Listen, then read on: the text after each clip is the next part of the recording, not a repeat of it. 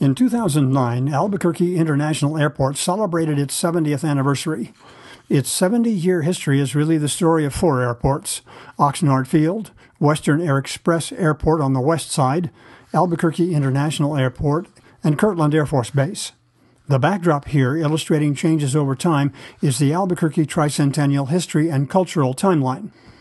At 5,000 feet above sea level, Albuquerque is a high desert city situated in New Mexico's Rio Grande Valley at the foot of the Sandia Mountains. As one of the oldest cities in America, the area has been home to many diverse cultures for over 1,000 years. In 1903, the Wright brothers create powered flight. This is 9 years before New Mexico becomes a state in 1912. By 1913, occasional pilots are using a simple landing strip at the east end of the University of New Mexico campus.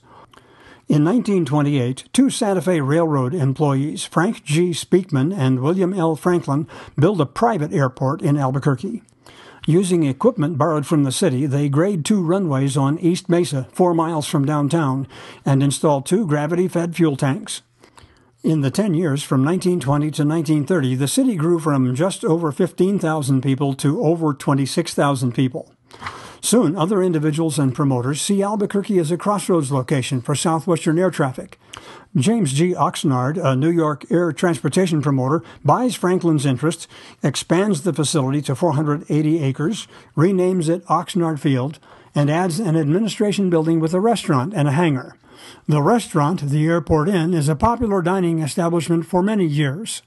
When telephone service comes to Albuquerque, residents learn it is considered long distance to call the airport.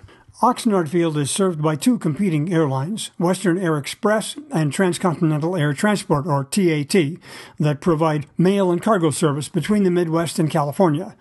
But pilots are very uneasy with the nearness of the Sandia Mountains, and a year later, in 1929, Western Air builds a facility on the city's west side, bounded by Coors, Unser, Central, and I-40, and names it Western Air Express Airport. In May 1929, Western Air Express adds passenger service to Los Angeles to their existing cargo and mail service with this Ford Trimotor Fokker aircraft. Later that year, TAT and Western Air merged to form Trans World Airlines, or TWA, and all commercial service moves to the West Mesa Airport. That same year, Charles Lindbergh makes one of many stops in Albuquerque, shown here with Mayor Clyde Tingley. A year later, in 1930, TWA begins offering 2 flights a day from the West Side Airport. The 1930s brings the Great U.S. Depression, repeal of Prohibition, complete paving of Route 66 from Chicago to Los Angeles through Albuquerque, and an 8-year drought, which creates the Great Dust Bowl and huge migrations to the Southwest and California.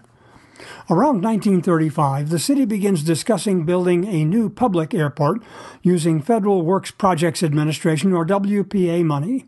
And on February 28, 1937, now Governor Clyde Tingley breaks ground for the project. TWA and Continental Airlines continue operating out of the West Mesa Airport until Albuquerque Municipal Airport opens in 1939. It opens with 2 paved runways, a Pueblo-style terminal building designed by Ernest Blumenthal, and a massive hangar designed to accommodate the new Boeing 307 Stratoliner, the first commercial plane with a pressurized cabin. Oxnard Field continues alongside as a private venture. Wyoming Boulevard and Ridgecrest Drive are developed as airport access roads. By 1939, Albuquerque's population grows to 35,000, and Oxnard Field is used by World War II pilots for refueling and maintenance. In April of 1941, a lone B-18 bomber lands on the north-south runway with 5 pilots aboard, marking the official opening of the Albuquerque Army Air Base to train bomber crews. At Municipal Airport, Continental Airline begins daily flights. The federal government builds 2 new runways and additional facilities using additional WPA funds and employing thousands of New Mexico residents. In 1942, Albuquerque Army Air Base is renamed Kirtland Army Airfield for one of the Army's earliest aviation pioneers, Colonel Roy C. Kirtland. In 1945, Kirtland becomes a B-29 training base. Los Alamos Labs' Z Division begins Albuquerque operations, and Kirtland test flight operations support the Manhattan Atomic Bomb Project. A year later, in 1946, Kirtland's vast lands and dry climate make it perfect for storing retired World War II aircraft. In 1947, the Army Air Corps becomes the U.S. Air Force, and Kirtland is renamed an Air Force Base. Z Division will become Sandia Corporation and later Sandia National Laboratories. By 1950, Albuquerque's population nearly triples to 96,815. Growth brings the municipal airport new buildings, new hangars, and a new east-west runway. In 1955, tragedy strikes. TWA Flight 260 crashes into Sandia Peak, taking 16 lives and leaving crash debris that can still be seen from the tram on its travel to Sandia Peak. By 1960, Albuquerque's population doubles to over 200,000, and the city finds itself with the highest number of PhDs per capita in the country. In 1962, President John F. Kennedy visits Sandia Labs for a weapons briefing. In 1965, construction is completed on a new terminal named the Albuquerque Sunport, with the prediction that its 8 gates will meet all the needs for 22 years through 1985. 4 years later, in 1967, West Mesa Airport closes operations. In 1971, with the addition of international flights and U.S. Customs Service, Sunport is renamed Albuquerque International. And 1 year later, in 1972, the first Kodak Albuquerque International Balloon Festival is held with 16 hot air balloons.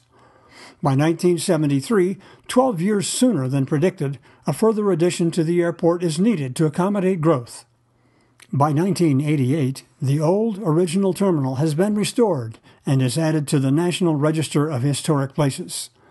By 1989, another $120 million airport expansion is completed, growing the airport to 19 gates with room for 10 additional gates. By 1990, Albuquerque's population has grown to 384,915. And in 2009, Albuquerque International Airport proudly celebrated its 70th year of service to Albuquerque, with a 3-level passenger terminal, 2 concourses with 23 gates, and 500 flight operations a day. Happy 70th birthday, ABQ!